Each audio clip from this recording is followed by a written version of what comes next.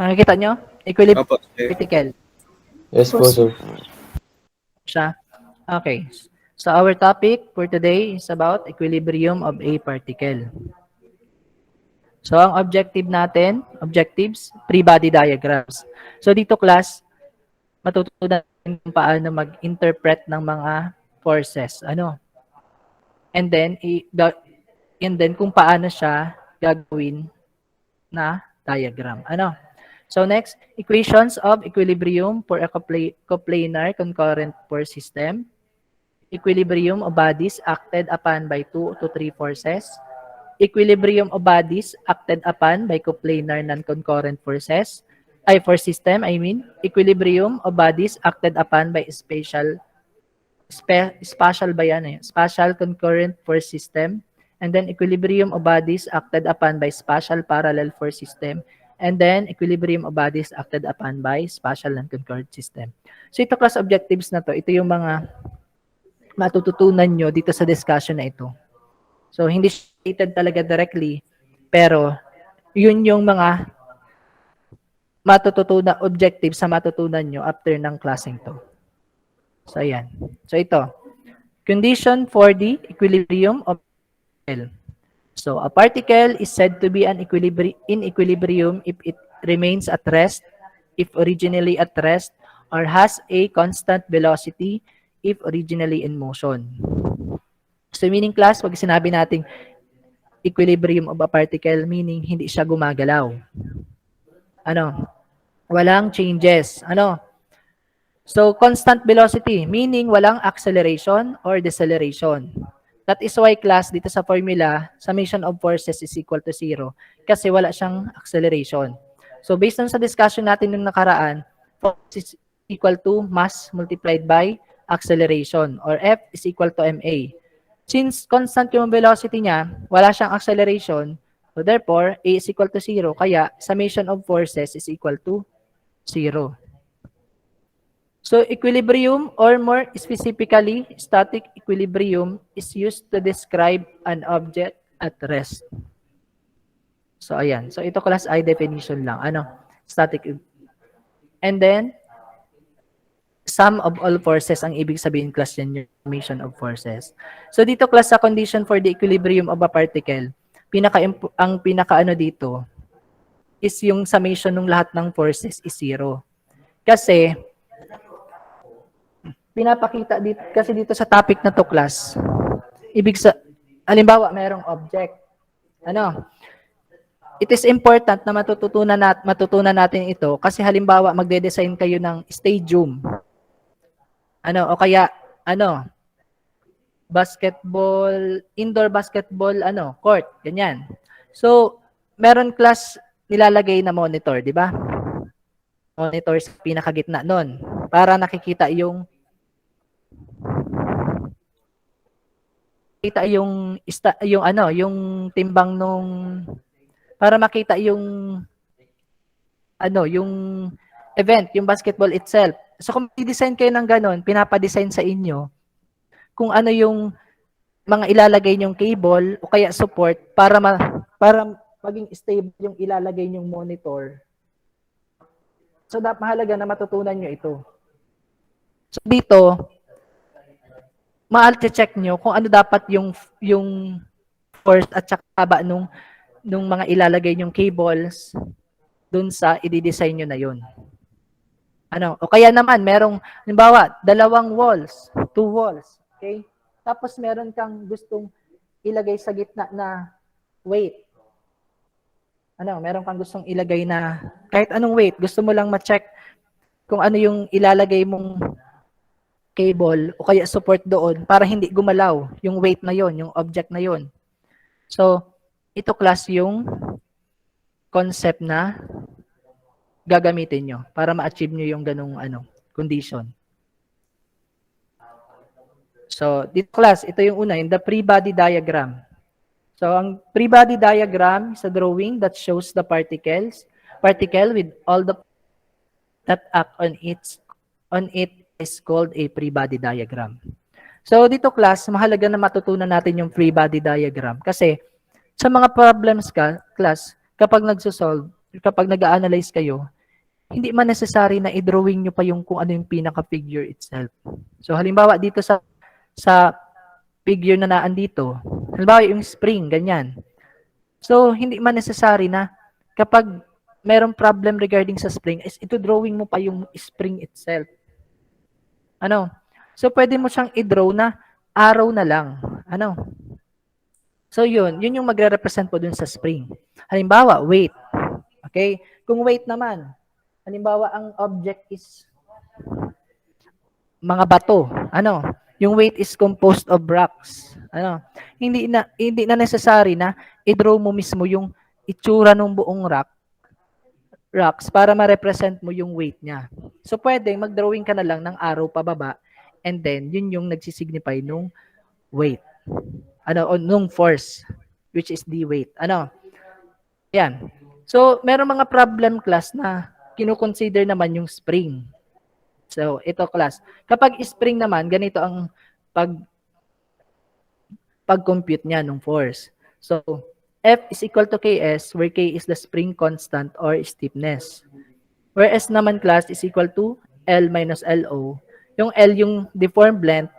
So, ibig sabihin, kung may spring ka, tapos nag-apply ka ng force, so, magkakaroon siya ng deformation.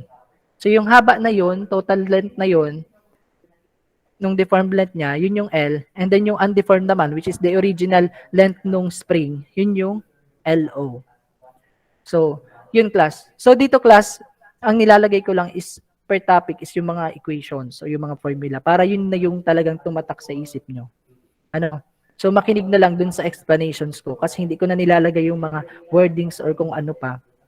Kasi baka malito lang kayo or kung baka madagdag pa sa mga alalahan niyo So, sa board exam naman kasi class, wala naman dung tanong na explain the topic springs.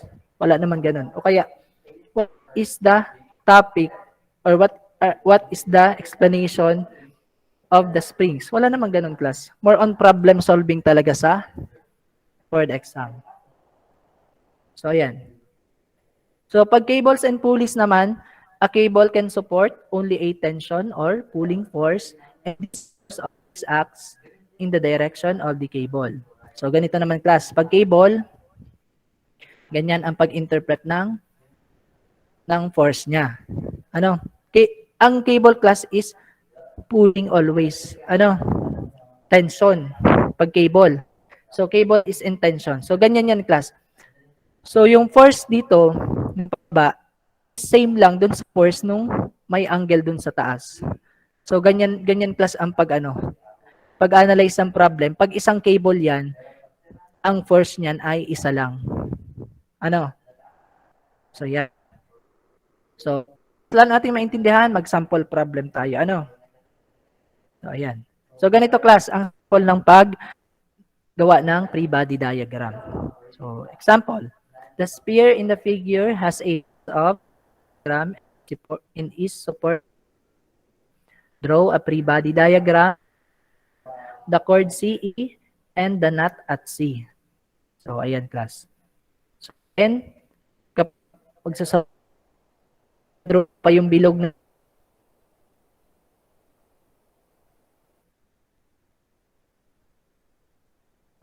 then yung U.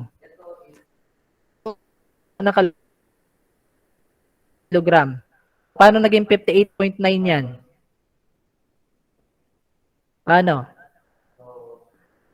Walang nasagot. Sige, naging 58 yan kasi 6 multiplied by 9.81. So, yan yung class. Kasi ang weight is equivalent to mass multiplied by G. Ano? Weight or W is equal to mg. So, ayan. Kung bakit yan nakuha.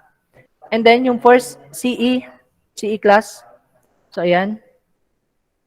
Yun yung nagkikarry nung sa sphere. So, ayan. Arrow pataas. And then, same lang yun class kapag babasahin mo yung EC.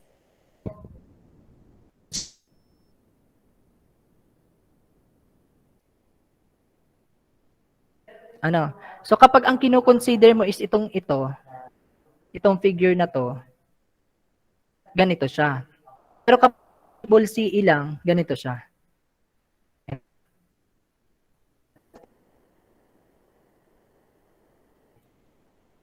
ang pagkakadrawing yan. So, ayan. So, ito yung sa force ng spring. Tapos, sa pulley. Again, class, ang cable ay tension lagi. Ano? So, kung ganito ang pagkakalagay niya, pag ganun siya. Pero, if dito naman tayo, ito ang kinuha nating reference, ganito naman yan, class. Mababaliktad lang. Ano? So, ang kakalabasan niyan, ganito. Ayan. So, ito yung ito yung parang yung bilog dyan. So, ito naman, class. So, again, pahila siya, tension, pulling. Oh, so, baliktad siya dito, class, compare dito, kasi ganun nga, pulling lagi ang sa. So, ito, class, ito ang pag-draw niya. Pero paano natin madidetermine kung tama ba yung assumption natin? Ng direction, ng force. So, pwede din naman by common sense. Kasi kung titingnan natin dito sa figure, para ma-carry niya itong weight na ito, dapat yung naghihila sa kanya is kumontra. Kontra sa kanya. That is why, pataas dapat yung force ng BC and then ito naman is pahila din dun sa na. Kasi class, kung ito ay pababa, may tendency na ito ay mag-collapse papunta dito. Nagigets? Kung ito naman class ay papunta naman doon, paganyan naman ang niya, may tendency naman class na ito naman ay maging papunta dito. Gumalaw yung weight. So, hindi maa-attain yung equilibrium. Okay. So, ganyan class. Ganyan lang ang paggawa ng free-body diagram. So, again, step na dapat nyo tutunan sa pagsosolve na magagamit solve ng mga problems. Yung paggawa ng free-body diagram. Next. So, ito naman class, coplanar force systems.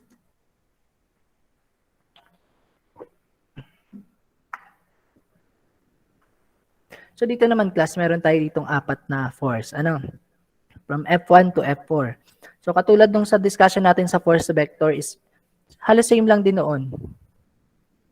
Ang kaibahan lang is para ma-attain natin yung equilibrium, dapat yung force natin yung summation nila ito ay korontrahan para hindi gumalaw itong object na ito. And then, yung sa force vector natin na topic, ito din. Ito naman yung tawag dyan. Cartesian vector ba yon? Correct me class if I'm wrong ha. So yan. So mahalaga class na ito talaga ay tumatak sa isip nyo yung topic sa force vector. Huwag nang umasa sa kabubuklat lang kabisahin isa isip yung topic yung napag-aralan para hindi ulit-ulit. Kasi para sa inyo din yan. Pag naitatak na yun sa isip nyo, magagamit nyo yun hanggang pagtanda nyo. Pag-take nyo ng board exam. So yan. So dito class, same lang din yung orientation natin. Pwede nating set na ang positive going right. X, summation of forces sa X. And then kapag pag going left naman, negative. So kung ito negative, ito ay positive. Pwede nating iset yan. And then sa pagsaway naman, pwede sa dot ang going up ay positive, tapos ang going down naman ay negative. So ayan class. So dito class, ito yung mga mahalagang maaralan nyo, makabisan nyo, tumatak sa isip nyo. Na yung summation of forces sa X, yun yung may I, Tapos yung Y naman, yun yung may J. Kapag summation of forces along X naman, yan naman yung may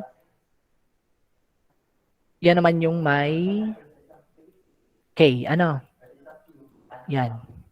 So yung lahat ng may K, yun ang nasa summation of forces along C. Mamaya, mabigay tayo ng sample problem about dyan. Kapag, kapag yung 3-dimensional na. So, dito sa 2-dimensional, the coplanar force systems, plane lang muna, X and Y.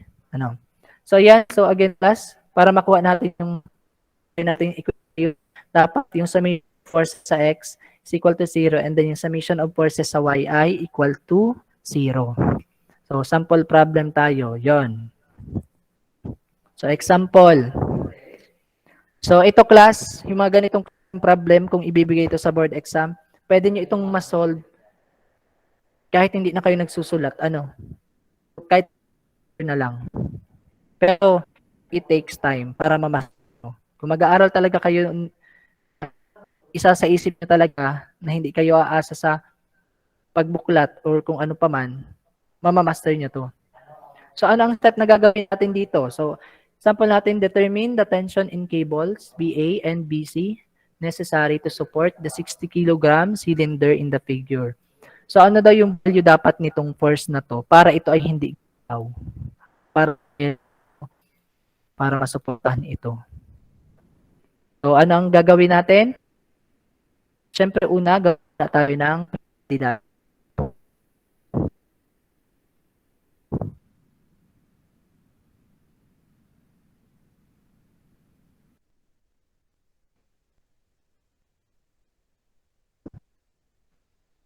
Okay? Tulad dun sa yung paparticipate mga ano, yung mga yung mga active sa i-record ko ano. So ayan. So kung 60 ito, hindi pa i-plus. Kasi hindi kasi mas lang. Hello.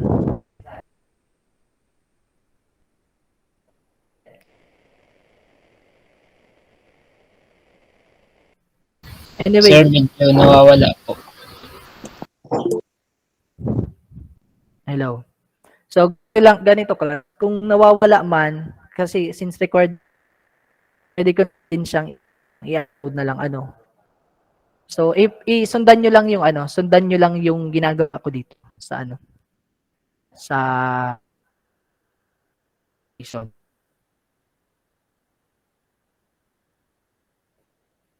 So, sa diagram, meron tayong mass na 60 kg. Weight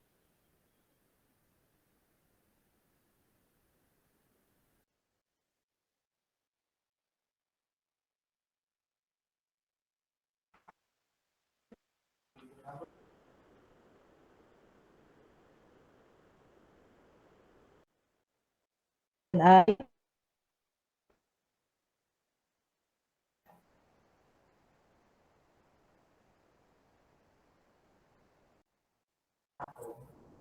yan. And then so ito.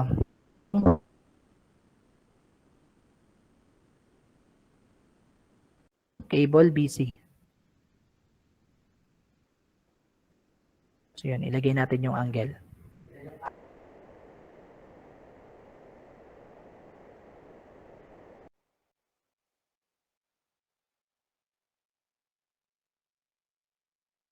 Ng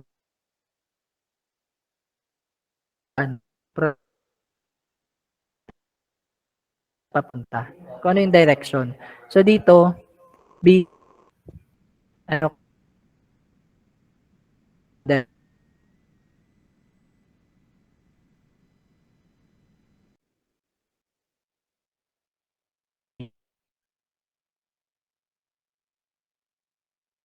naman yung angle, ano?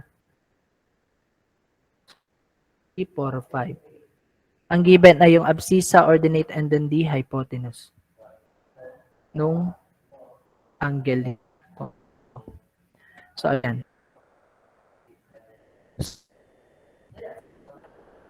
Napahanap sa ating class A and BC. So, paano natin makukuha ang BA and BC? So, again, ang gagawin natin ay summation of forces is equal to 0. Di ba ganyan? Pero dito, class, meron tayo ditong X and Y. Ano? We can set na ito yung X natin, tas ito yung Y natin. So, para makuha natin, magkaroon tayo ng two equations, two unknown, and masolve natin yung dalawang hinahanap, mag-summation of forces muna tayo sa X. So, dito class, again, ang assumption natin ay ganyan ang positive. Going right. Ano? So, ano yan yung summation of forces along X?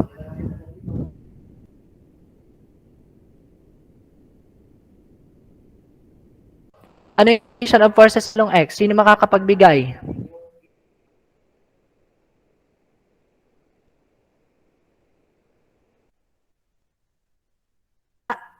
Sino makakapagbigay?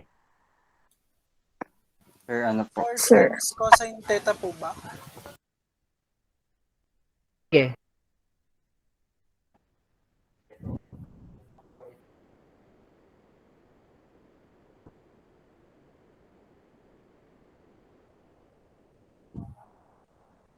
Hello. So, hindi ko na naaano. Sino? 4 times cosine theta po ba, sir? Yung sa along x po.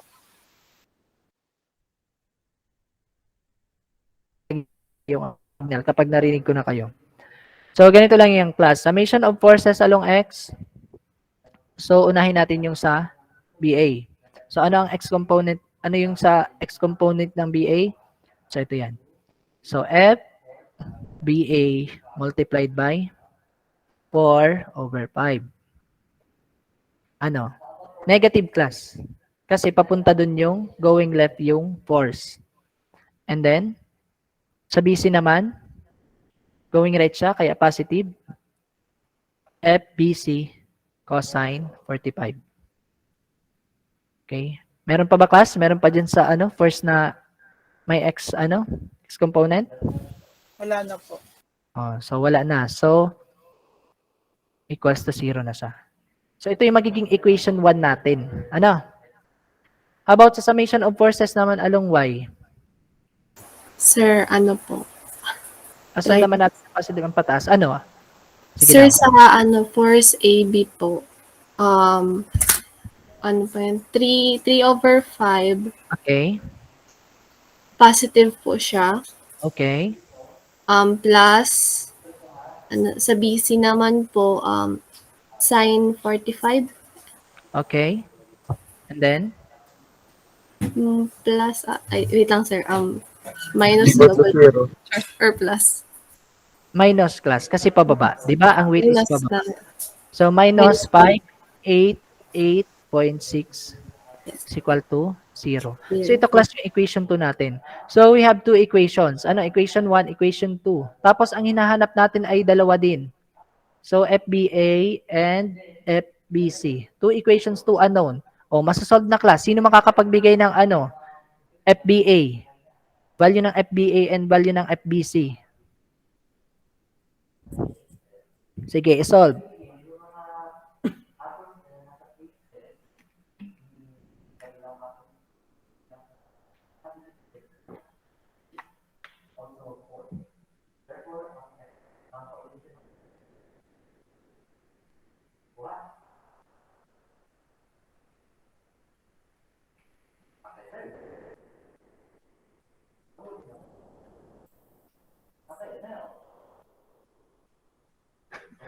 Meron ba nagsasolve sa inyo? Ano, meron nakakuha?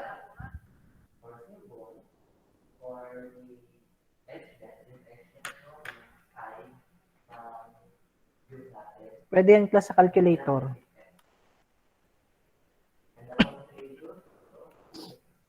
Pwede nyo na i-solve direct sa calculator.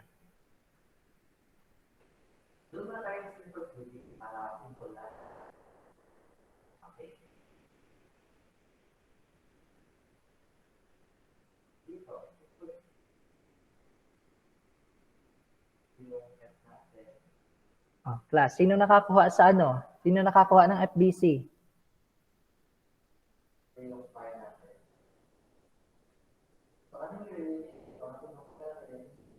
Nagsosolve pa ata, sir. Nagsosolve pa po. Okay, sige.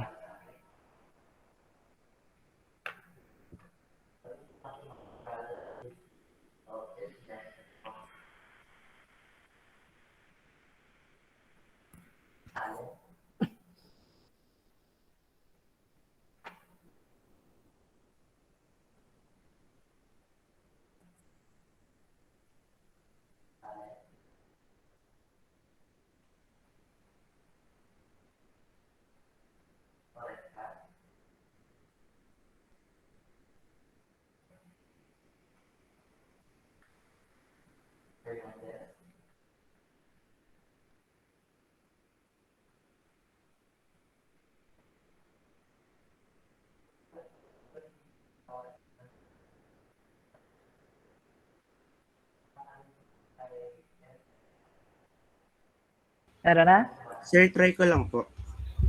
Sige, ano? Ang FBA po is 420.43 Newton. Ano? Ang BA. 420 FBA po is 420.43, tas FBC po is 475.66. Sige. Ano mo? Ano po, sir? mo?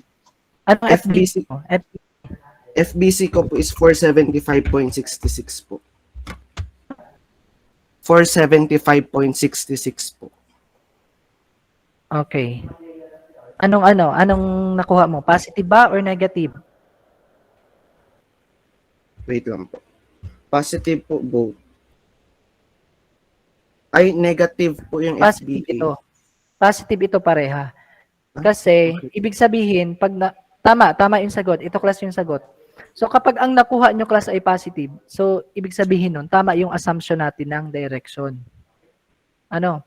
So, kapag negative class yung nakuha nyo, ibig sabihin, mali yung direction ng force na hinahanap. Ano?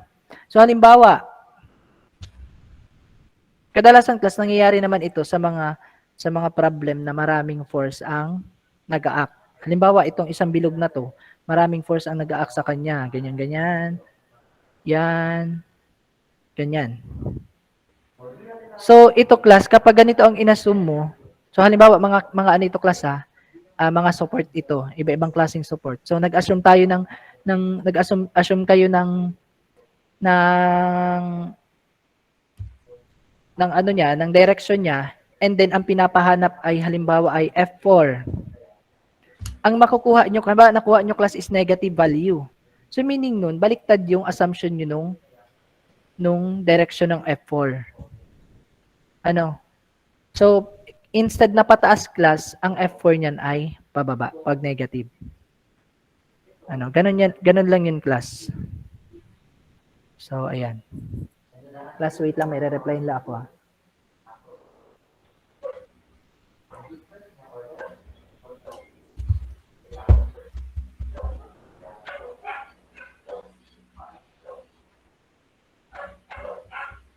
Okay, thank you. Sorry for the interruption, I mean. So, ayan. So, nakuha, na-gets nyo kung paano?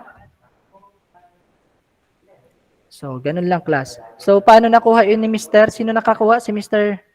Aniora? Tama ba? Opo. So, So, ang gagawin dun, kasi meron ka itong equation, pwede kayo, class, mag-set ng equation in terms of FBC. Ano? Na makukuha yung value ng FBA. So, pwede ditong FBA, transpose natin. So, pag nilipat natin sa kabila ng equals, magiging positive. Okay, so magiging FBA multiplied by 4/5 is equal to FBC cosine 45 degree. So, kapag ganito class, divide both sides by 4/5. So, makakakuha kayo ng FBA is equivalent to FBC cosine 45 over 4/5. So, ito class nakuha nyong ito yung isa-substitute nyo dito sa pangalawang ito. Substitute nyo dyan. And then, kapag na-substitute nyo na dyan, yung FBC, magiging FBC na lang pareho in terms of FBC na itong equation na to. So, makukuha nyo na. Makukuha nyo yung unang value, which is the FBC na 475.66. And then, FBA, yung nakuha nyo ng FBC, ilagay nyo lang dito, substitute nyo lang dito, ayun na, kuha nyo na yung FBA. So, ganun lang, class. So, para hindi malito sa sign, pag itinawid nyo ng 0, yung negative magiging positive, yung positive magiging negative. Ano? Ganun na lang, class. Pero ang long method niyan, ganito yan.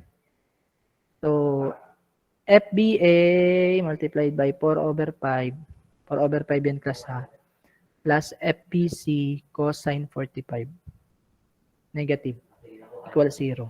Ang long method niyan, mag-add both sides. Ano? Add both sides by FBA. Multiplied by 4/5. Add both sides. Mag-add din kayo dito.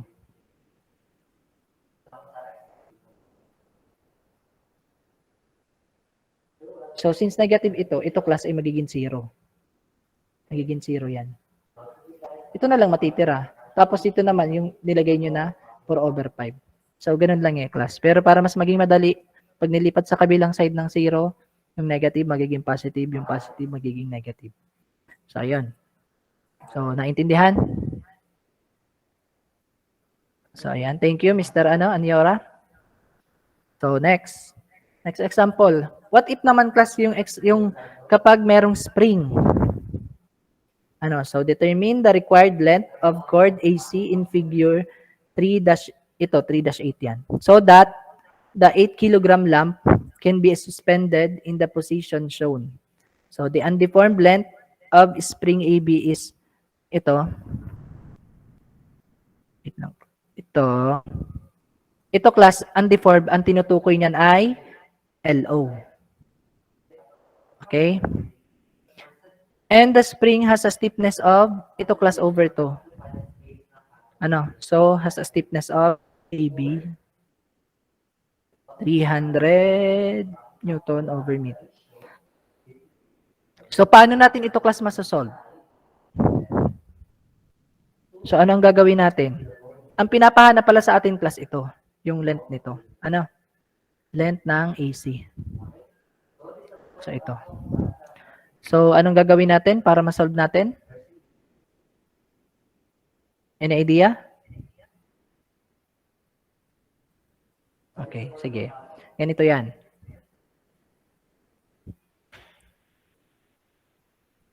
Wala class? Walang Walang may idea? I-search sa Google. Okay, joke lang. So, ito. So, unang gagawin natin ay free-body diagram muna tayo.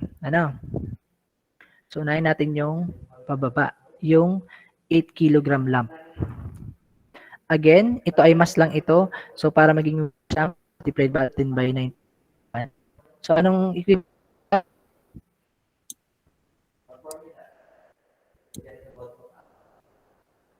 78.48.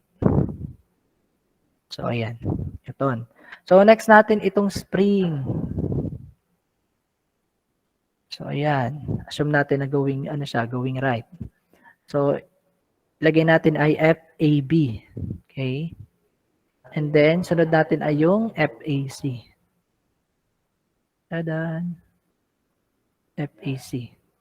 Force. First class ha, hindi yung length. Kasi, class, paano natin makukuha pala yung length? Sige daw. Sino makakapagbigay kung paano? Any idea? Anong gagawin natin? Given itong figure na to.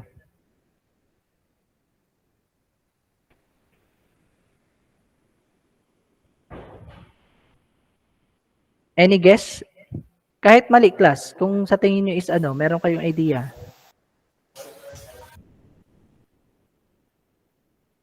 Anong gagawin natin? Siguro, sir, based po dun sa formula na S is equals to L minus LO. Whereas given naman po yung undeformed length na LO, Okay. and then the length, the deformed length po, yan yung hinahanap. So, pwede na po siyang ma-substitute dyan, as well as the S. Ayan po, yan po yung basis.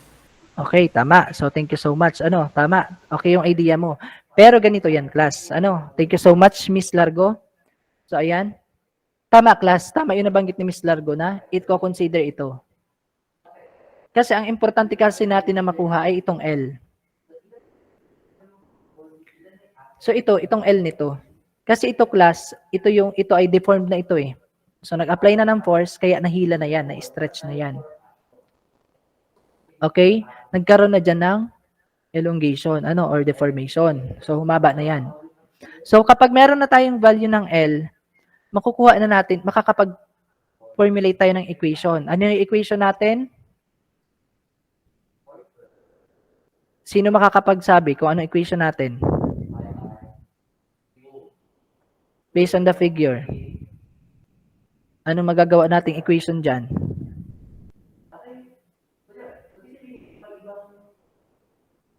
So, ganito class. So, ang equation natin dyan ay LAC cosine 30. Cosine plus kasi ito yan, oh. Ito yan. Ito. Okay? Plus L. L kasi ito. Equivalent siya dito sa 2. So, ito class. Yan yung equation natin. So, ang pinaka dapat mahanap natin ay ito muna. Para makuha natin yung value ng LAC. So, paano? Paano natin makukuha?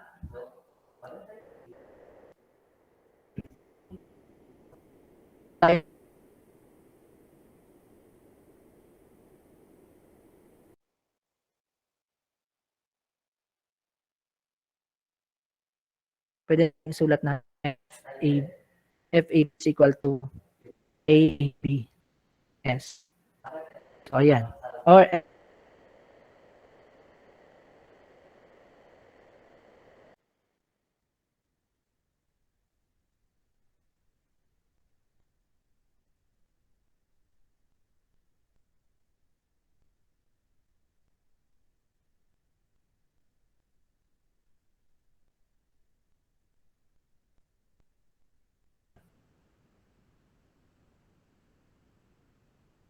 hindi. Pero ito yung natin yung nito. Kasi meron na tayong value nito. Ito. Pag nakuha na value.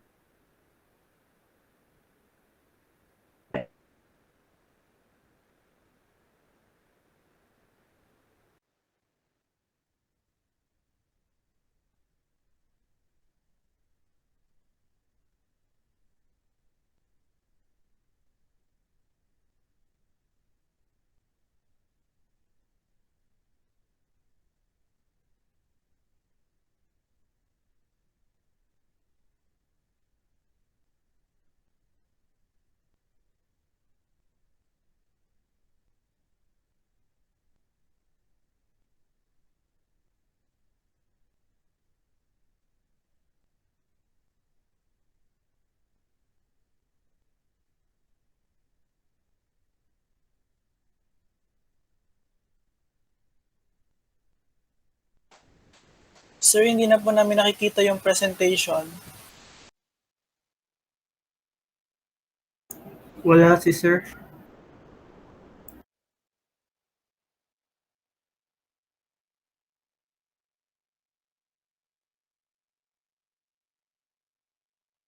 Sir, di po naka-open yung mic niyo, sir.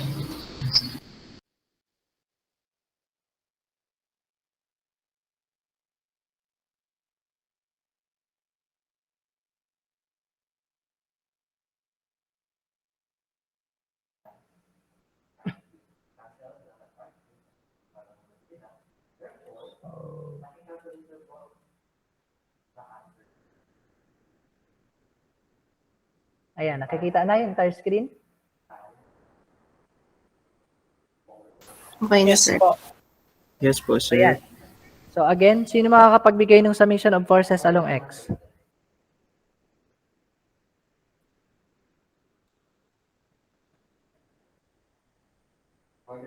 Sige, ako ng class at anong, meron na ng time, 22 minutes. So, ganito yun, class. Summation of forces along X. So, FAC cosine 30 degree. Ito class ay negative ito kasi going left. Ano? Plus FAB. Kasi nasa X siya. Ano? Meron ba tayong iba pa? Wala na, ano? So, equal to 0.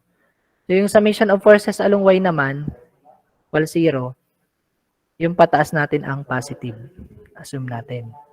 So, meron tayong equation na F AC sine 30 degree minus, positive ito class kasi pataas, minus 78.48. Meron pa bang iba? Wala na. Kasi ito ay nasa X naman ito class. Ano? Equals to 0. So, anong value class ng ano? FAC and FAB. Sino makakabigay?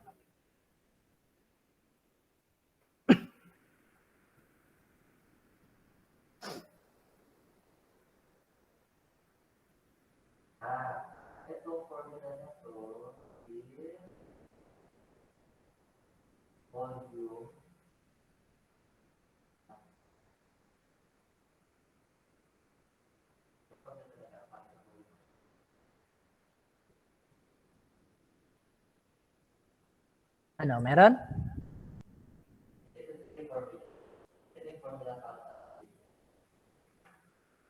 So, based on class sa dalawang equation, kuha na agad yung value ng AC. Ano? So, ganito yan. So, 78.48 divided by sine 30. Kasi class ito, pag nilipat nyo ito sa kabila, magiging positive ito.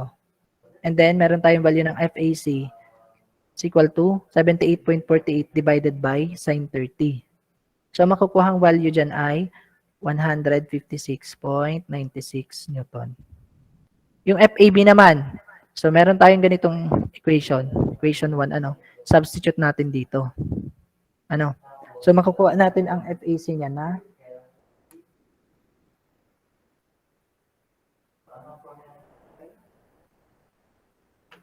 135 point ano? 0.9. Okay. So, makukuha natin ay 135.93. Pag mga ganito class, yung mga value makukuha nyo, yung mga matataas na, pwedeng, ano, kahit 2 decimals lang i-consider nyo, ano, at least 2. Pero pag mga point something class, hanggat maaari, mas maganda kung 3 to 4. Ano? So, ayan. So, meron na tayo nito. So, since meron na tayo nito, anong sunod na gagawin natin?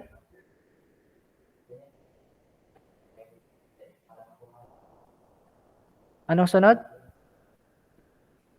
So, ayan. So, ito class, ito. Ito yung gagamitin natin. Substitute natin yung value ng FAB na 135.93 equal to 300 multiplied by S. So, makukuha natin. Anong value ng S?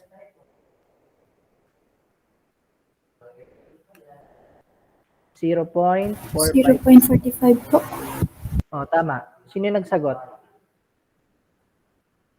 Tama. Opo, sir. Okay, sige. Class, yung mga nagpa-participate, i-PM nyo sa akin ha, kung ano yung sinabi nyo and then kung ano yung, para ma-recall, para ma-recall ako. I-chat nyo kung ano yung dito sa discussion yung participation nyo. So, since meron na tayong value ng S, makukuha na natin yung value ng L. Substitute natin. So, pag sinubstitute natin dito, 0.453 equal to L minus 0.4. 0.4 yung given. So, ang value ng L ay 0.853. 8531. 5.3 po. Okay. So, sige daw class. So, since meron na tayo nito, anong value ng LAC natin? Substitute natin dito. Ano makukuha nating value ng LAC?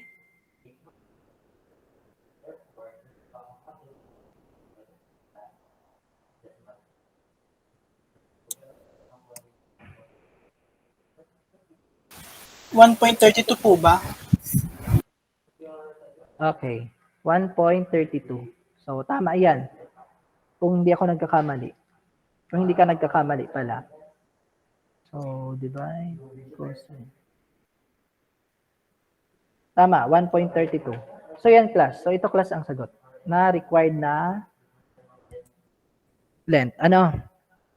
Required length ng chord AC para ma-attain niya yung equilibrium. Yun. May tanong? So, ganyan lang yan, class. Sino nagsagot ng 1.32? Fernandez po. Okay, sige. I-PM na lang sa akin, So, next. How about if three-dimensional force system naman? So, dito naman, class, again, yung discussion natin about vector. So, dito, dapat, master nyo pa rin or alam nyo pa rin yung IJK, o yung kung paano isolve yung sa vector. Ano? So dito naman class, since 3-dimensional siya, summation of forces along x is equal to 0, along y, and then along z equal to 0 lang siya lahat para ma-attain yung equilibrium. So ganyan lang class, yan lang ang dapat yung tandaan. And then, sample problem na agad. So ito. Sige class, tingnan natin. So paano ba ito isa-solve? Sino makakapagbigay? Paano isa-solve yan? Siyempre, dapat makuha natin yung mga force. Ano? Itong force. Free-body diagram ulit, sir. Okay, sige. Makuha natin yung force AB, force AC, and then force AD. Kasi ito yung hinahanap. Determine the force in each cable used to support the 400-pound crate shown in the figure. So ito. So ito yung hinahanap. Ano?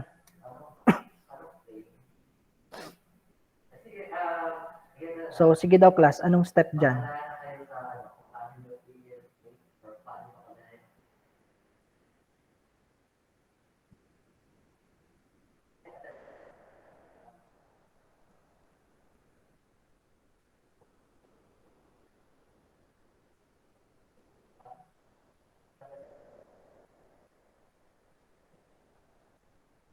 Represent each force as a Cartesian vector po, sir. Okay, very good. Sino nagsagot? Hindi yes po. Okay, sige. So tama yun. So i-represent natin ito in terms of vector kasi meron tayo nung mga coordinates niya. So ano yung vector ng AB? Sige daw, sino magdi-dictate?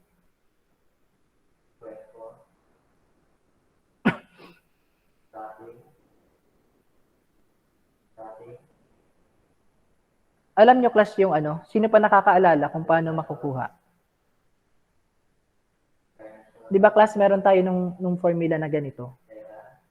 Yung F, yung force na F na ganyan, tapos yung force na naka-slanting, italicized. So ito class, nasa taas, ang tinutukoy nito ay yung vector, tapos ito naman ay tinutukoy naman nito is yung magnitude. Para makuha natin yung force, di ba? Yung pinaka-force mismo. So, ganito, di ba? Ganito yung class yung force. Force is equal to R over R na ganyan. Tama ba yung class nire-represent kung variable? Tama ba? So, masasabi natin na para makuha natin yan, itong force dito, ganun ang gagawin natin. So, paano masasolve? So, sino makakapagbigay ng value ng FAB? So, ganito yan. Una muna. So, FAB dyan ay sa X, negative siya. Negative 3i kasi paatras. Tama?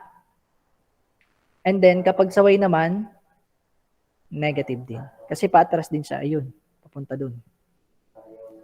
So, negative 4J. So, yung naman niya? Yung K naman niya? Positive. Plus. Okay, positive. So, positive 8K. Ganyan yan. So, ito yung una class. So, para makuha natin yung ganito niya, yung ganitong value niya,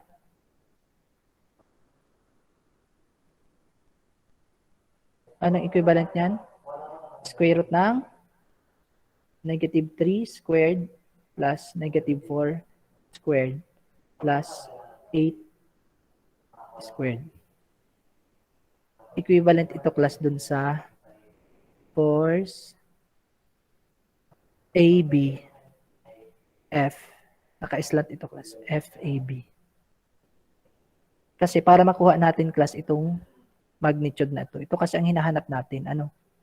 Ito, na mga naka-italicized yan. So, masasabi natin na FAB is equal to ito, naka-slant. FAB. Anong value nito class? Decimal na? 9.30 po, 43 po. Hindi, yung decimal na nito class. Point ano to? Yung sa denominator po, sir. Hindi, yung sa ano na, yung ito na. Naka-in terms na siya sa ano. I-summary na natin. So, negative 3 over ito. Anong value niyan? 0.317318 po. Okay, 318. So, okay na class yung 3 decimal. Okay na ito. Pero pag 2 decimal class, ano, masyadong, ano, grab, ano siya, malaki ang may magiging difference yan sa sagot. So, pag mga ganito class sa mga maliliit na value, at least 3 decimal points. Ano? O, anong kasunod? Negative 0. Negative 44 po. 424? Opo. Ano Yes ba? po. Okay, anong sunod? 0.848. 848 po. Okay. So, ito class yung unang equation na rin.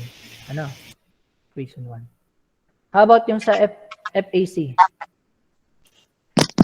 Same lang po, sir, except dun sa J po, positive. Okay. Okay.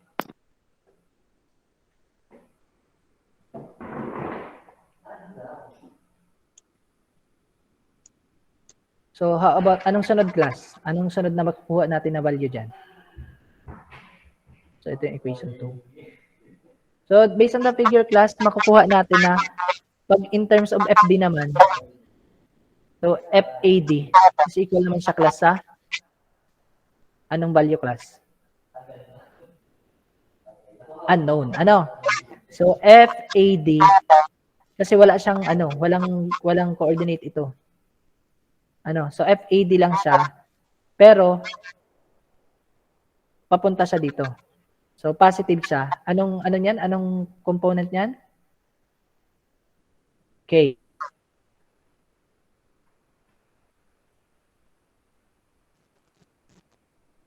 Ay, ano pala? I pala. I.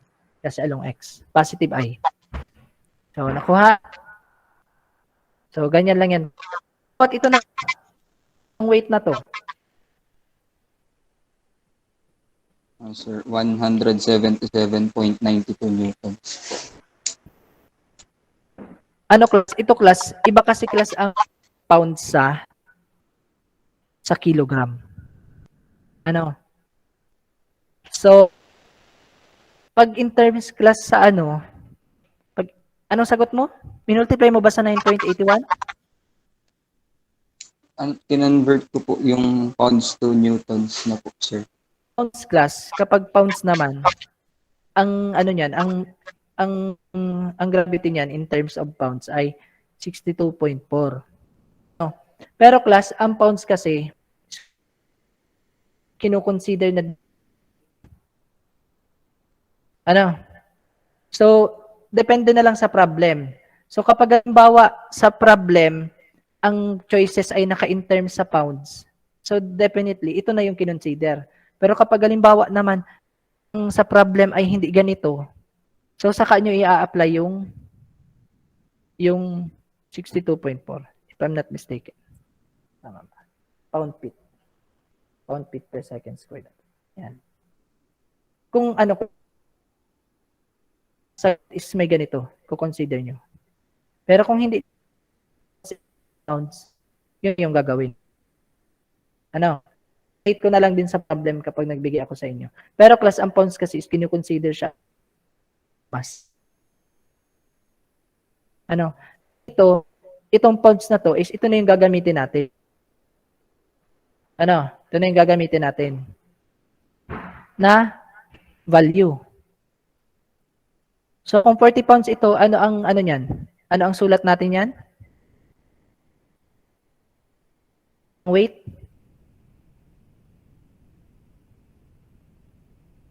Anong weight? So, 40K. Negative si pababa. Okay. Nakuha? Na tayong equation na 1,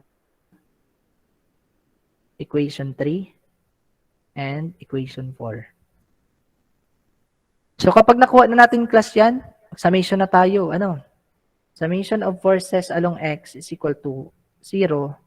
Summation of forces along y is equal to 0. And then summation of forces along z is equal to 0.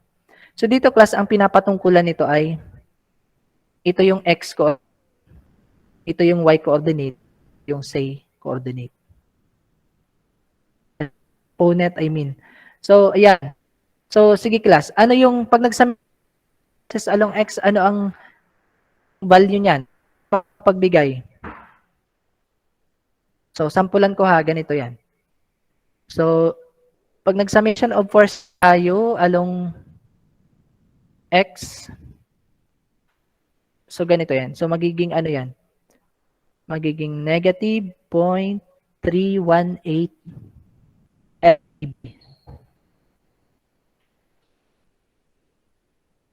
FAB. Ito class. Kasi ito class yung nasa x, ano?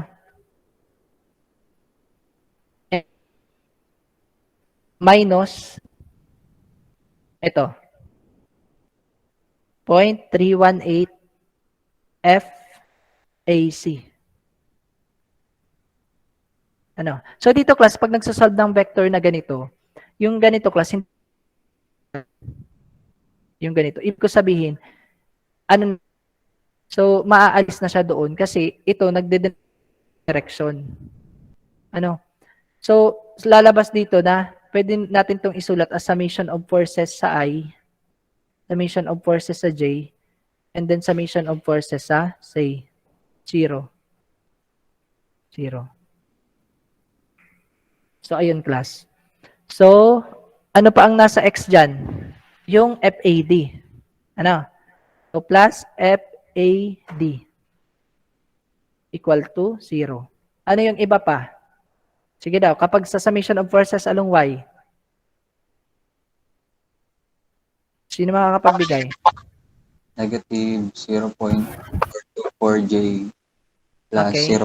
0.424J. Wait lang, ilagay mo yung FAB. Ay, up. Ano? Okay. Plus ano? 0.424J FAC. Alisin mo na yung J kasi itong J kasi yung nagdi-denote ng direction. So magiging na lang itong FAC. Ano? Equal to 0. Tama ba yung sinasabi mo? Wala naman pong Y. Okay, walang value sa ano, wala nang iba, yun lang. So how about naman sa ano, summation of forces along say? 0.848 FAB plus 848. 0.848 FAC minus 40. 0.848. FAC po. Okay, minus ano? Minus 40. Okay, minus 40. So meron na tayo class 3 equations 3 unknown. So ibig sabihin, masasolve natin siya. Ano, dito class sa 3-dimensional, masasolve nyo yung problem if 3 unknowns. Ano? So kapag 3 unknowns, dapat ang ma-form yung equation ay 3 unknown. Doon sa plane, at least 2 equations, 2 unknown. Ano? So since meron na tayo makukuha na natin. So pwede natin tong i-simplify. Alin dito mas madaling i-simplify class? Aling equation?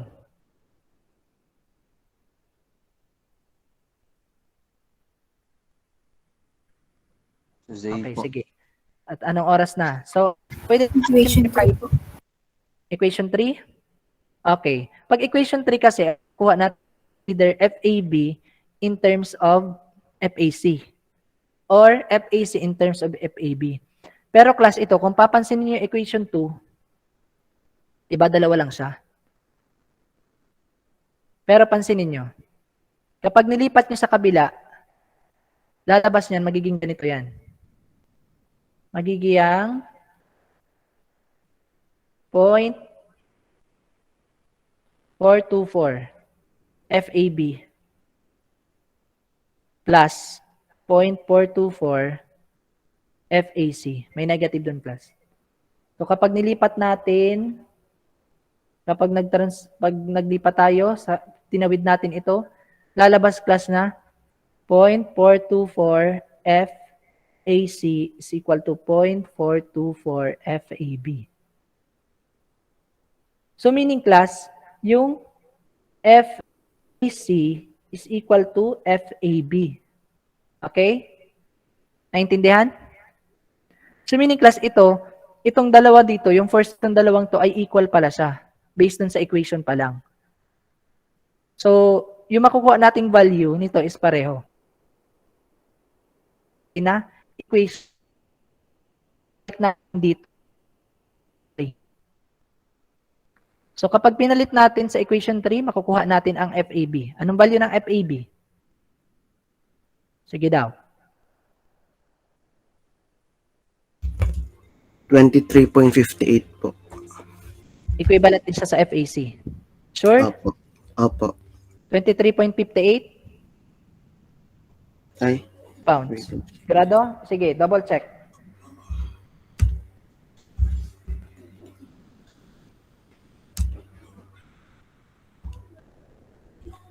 Tama yung sagot mo.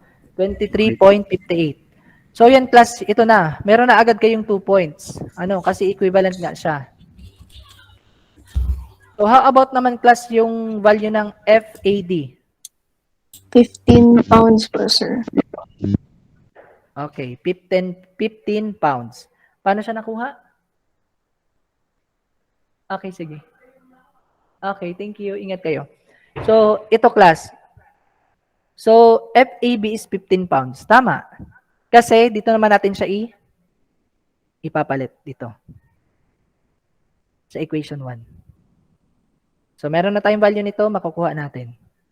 So, ayan. So, naintindihan? Ganun lang, class. Ganun lang ang pag-solve.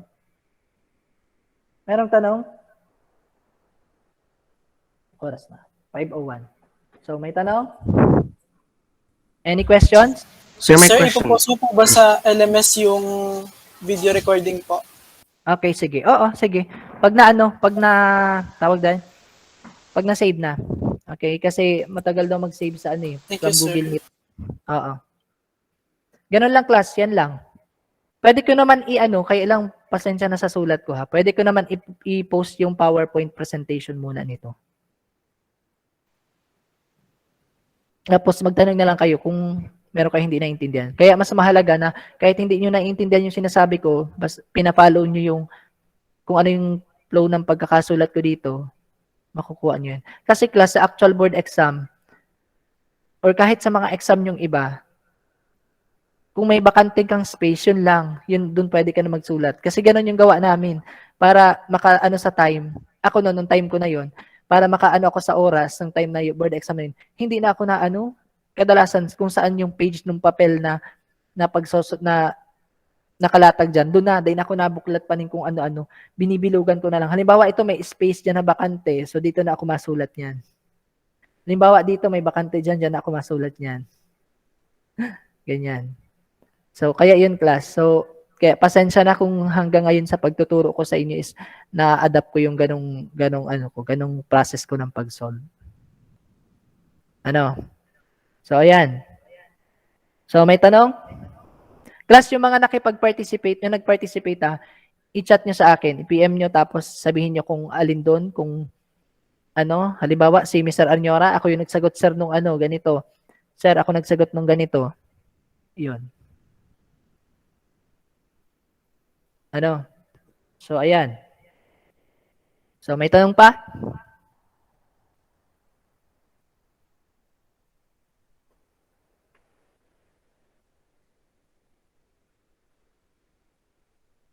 So, ayan. Maraming salamat sa inyong lahat.